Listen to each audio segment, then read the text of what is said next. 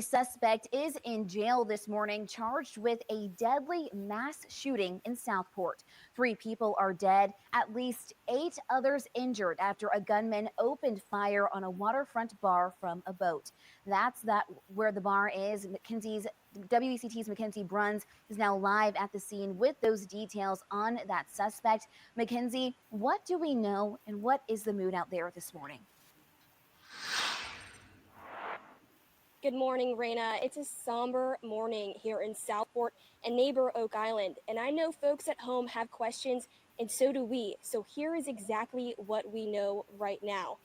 Nigel Edge is now charged in that deadly shooting. He's in Brunswick County Jail right now, being held without bond, charged with 3 counts of first-degree murder, 5 counts of attempted murder, and 5 additional counts of assault with a deadly weapon. Now, he's due in court tomorrow afternoon. So, according to Southport Police Chief Todd Coring, the first call to 911 came in around 9:25 p.m. Saturday night with reports of a gunman opening fire on patrons at the American Fish Company, a very popular bar in the Southport Yacht Basin. From there, multiple agencies across the state responded, including the North Carolina SBI. We do know now, according to the city of Southport, a boat with 1 person traveling on the Cape Fear River opened fire, killing 3 people and injuring 8, with 6 people taken to local hospitals. Police Chief Todd Coring said this is nothing like he's seen before in this small waterfront community. November will be 8 years that I've been the chief, and I don't recall a time that we've had an active shooter situation like this. So it's definitely it's a bad night for Southport.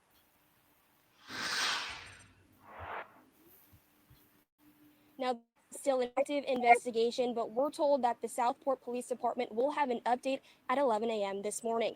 Live in Southport, Mackenzie Bruns, WECT News.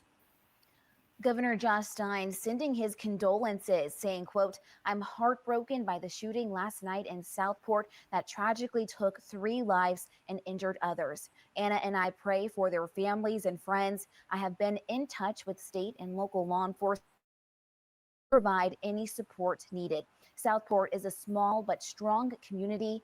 May we all come together to support them as they heal from this horrific shooting." All right. Peace and blessings. Peace and blessings. All praises to the Most High. And there you see the suspect, which, according to my assertions in the morning, was a white guy. And that is 39-year-old Nigel Edge. Now, this guy has a very extensive history and a very unstable history, which I'm going to give you some details about that in a few minutes. Well, first, just listen to this news conference of them giving more details about this incident that happened last night in Southport, North Carolina, on the banks of the Cape Fear River in about 10 o'clock last night. So just watch this video. This video was used in fair use for literary and commentary purposes only. The Southport Police Department were dispatched to cause of shots fired with multiple injuries at the American Fish Company at 150 Yacht Basin Drive here in Southport. Reports came in rapidly of a boat sitting in the waterway. Reports of a subject shooting multiple patrons of the establishment. Unfortunately, 3 were wounded fatally. We have 5 injured that are at area hospitals still receiving care. The boat fled the ICW toward the Oak Island Bridge. Shortly after 10 p.m., the Coast Guard observed a single individual matching the description of the shooter, loading their boat at a public boat ramp in the area of Northeast 55th Street on Oak Island. Coast Guard crews detained the suspect, who was held at the Oak Island Police Department before being turned over to several members there, including the Southport Police Department, Brunswick County Sheriff's Office, Marine Fisheries, and the Oak Island Police Department. Also the SBI that were assisting us in these various locations. Suspect is a Nile Max Edge. He's been arrested and charged with 3 counts of first-degree murder, 5 counts of attempted first-degree murder, and 5 counts of assault with a deadly weapon with intent to kill, inflicting serious injury. There are additional charges pending. This is still a very active investigation. But there's a couple of things that I want to point out. to you today before I turn it over to some of these individuals behind me. Some facts that we have at this time is their targeted location. We appear that he acted in what we call a lone wolf. He acted alone. This is highly premeditated from what we're seeing at this time. And we feel there are no other threats to our community, that we do have someone in custody. So that's what's important, that I want the community to know, that we do have someone in custody, and we feel like we have no other threats this time. Still a very active investigation. I want to point that out. We're asking that anyone who was at the establishment last night, those who may have been at the establishment on Friday night, to call our office, the Southport Police Department, at 910-457-7911. Again, when we arrived last night, we had people that had fled the scene before officers were arriving. We did have some injured that walked into our local hospital here on House Street. So we are still trying to get these folks in. We need to talk to them. Anyone who may have video of the incident, we're asking you to reach out to our police department. Again, call us at 910-457-7911. We understand this suspect identifies as a combat veteran. He self-identifies injured in the line of duty is what he's saying. He suffers from PTSD. We want to point those facts out. But again, the bottom line is that I want to assure our community that we feel like we do have our suspect in custody. And again, we're asking for your assistance. So those are two of the things I want to make sure and reiterate before I turn the microphone over to Sheriff Chisholm, to please call our office if you have any videos, or if you were there last night and we have not talked to you. We've been talking to multiple people. Again, we've had an outpouring of support from multiple agencies. Some 60 to 80 officers were here last night helping us, and we have still a lot of folks here that are continuing with its investigation. All right. Was used in fair use for literary and commentary purposes only. Now, for those of you who are not familiar with the event, Nigel Edge pulled up on a boat right at a shoreline, or a dock area, coastline, well, waterfront property and restaurants, where pulled up in his boat with a AR rifle with a suppressor, stock folder, and went to letting off. And he hit 11 people, 3 of which died and 8 of which are still injured. Then he sped off into Oak Island, wherever that is. And as he was docking, the police saw him, or Coast Guard saw him, and they further arrested him. But there's a lot of information that have come out about this guy. Actually, it was confirmed that he was an Iraq war veteran that was injured, sustained a brain injury, and since then he has filed a lot of lawsuits, some against hospitals saying that they were trying to kill him, some against a country music star. And I want to tell you about that. I think her name is Kelly Pickler. He actually escorted her to the Country Musical Awards in 2012, and said that he said that she tried to poison him by giving him a spiked drink, but he didn't drink it. So he sued her. He also sued a local church. This guy right here was evidently suffering from a lot of mental health issues. All of his lawsuits were recently thrown out. Now, that may be a reason why he did this. Now, they're also saying that he was a frequent person who frequented the pier. Just let me read some of this report verbatim so you guys can see what they're saying about this guy, Nigel. They said this suspect identifies as a combat veteran. He self-identifies injured in the line of duty, is what he's saying. He suffers from PTSD. He sustained a head wound during his military service in Iraq 2006, has previously described ongoing health struggles, including nerve damage and a partially reconstructed skull. TMZ cited court filings to report that he has also pursued unusual legal battles in recent years.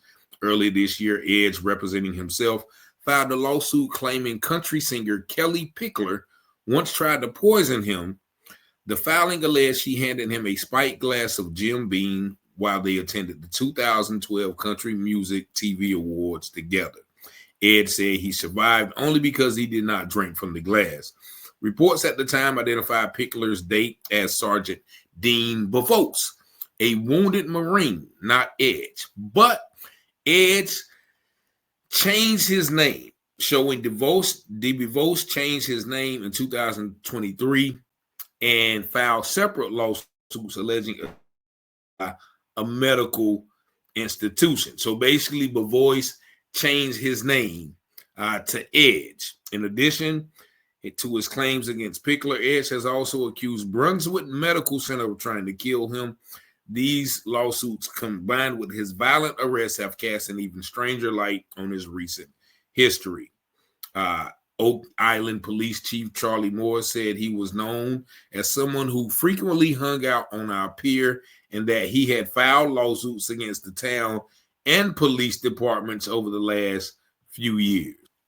He also had written a book when his name was Sean DeBevosi called Headshot, Betrayal of a Nation, where he claims that he was shot 4 times, including in the head, by friendly fire over an international conspiracy.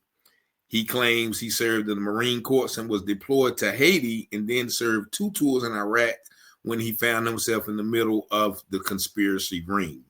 The Marine said he was wounded in 2 separate IED attacks during a 2006 tour in Iraq, along with a bullet wound that left shrapnel lodged in his head. The authorities identified him as a combat veteran suffering from PTSD. And so that is just some of the information that has come out about this mass shooter, this mass killer, who, I mean, this one I can say definitely sounds like some mental health activity. But also, I could not discount the fact, being that, I've studied, some of these war events, and I've talked to some people who have been over there in those conflicts and on those battle zones and in the military. And there is a lot of shiesty conspiratorial, if that's not a word, I just made it up. There's a lot of shiesty conspiratorial stuff that goes on, friendly fire, cover-ups, conspiracies, and the like. So I wouldn't, say that it is too far-fetched. And a lot of veterans do come back with this. I think there's a report that, and I actually meant to do a video on this because the relative of a veteran called me a few months back, and there is a report that says over 22 combat veterans unalive themselves, delete themselves a day. And that figure was like in 2020. So I'm pretty sure that remains, true. Not to mention the ones who do things like this guy did, or not to mention the ones who are current police officers, and then they start deleting people because they have seen some things, they have been involved in some things, they have witnessed some things that has left them in a unstable mental state, in a violent mental state, and I always say war is not something that you can just come back from, seeing a lot of death and destruction and limbs blown off and all of those things. And then you get back to America and it's just, okay, well, let me go work at the post office. You know what I'm saying? After, having your life on the line, after losing friends, after, being in intense gun battles and your heart beats racing, and, that is not a normal transition. And I've heard from several with some veterans who said that they didn't know what to do. Only thing they knew how to do was kill. And they was actually trying to, with the Blackwater mercenary group. I was sitting in the jail cell with 2 of them. One was a sniper. His name was Snipes. He was shaking like this. He had to take his medicine and stuff, played poker and stuff. He'd be shaking. But he said, man, the only thing I know how to do is kill. I don't know whether, and he was in there for domestic violence. The other dude was in there for like a robbery. White boys, right?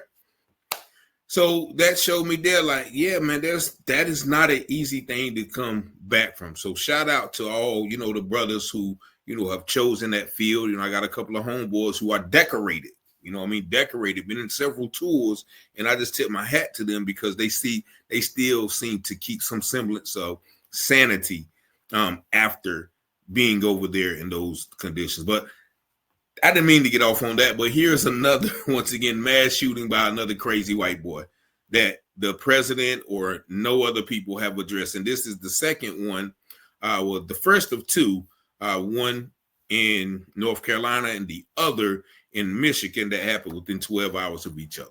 And so more information on this one. And there's a couple of more we got to get to. It's wild out here. But y'all let me know what y'all think about this video in the comments that the scripture says, in the last days, perilous times shall come. And it's definitely seemed like we are living in those. But y'all see the number 919-587-7782. If y'all do like this channel and want to help it continue to grow, please hit the subscribe button. But I thank you so much for watching, liking, sharing, commenting, and also subscribing to this channel. And as always, I pray you have peace and blessings. Scripture says all things that are hidden shall be revealed, and those things done in secret shall be exposed on the mountaintop. Let's go, Rich. Let's go. You watching Telehouse Publishing, breaking news coverage. Give you the truth before fake news throw mud in it. Before the jury decide and the judge discover it, you should tune in to Telehouse Publishing. Telehouse Publishing, breaking news coverage. The propaganda grammar don't believe it. If the jury decide and the judge discover it, you should tune in to Telehouse Publishing. Telehouse Publishing, breaking news coverage. Give you the truth before fake news throw mud in it. Before the jury decide and the judge discover it, you should tune in to Telehouse Publishing. Negroes have listened to the trickery and the lies and the false promises of the white man now for too long.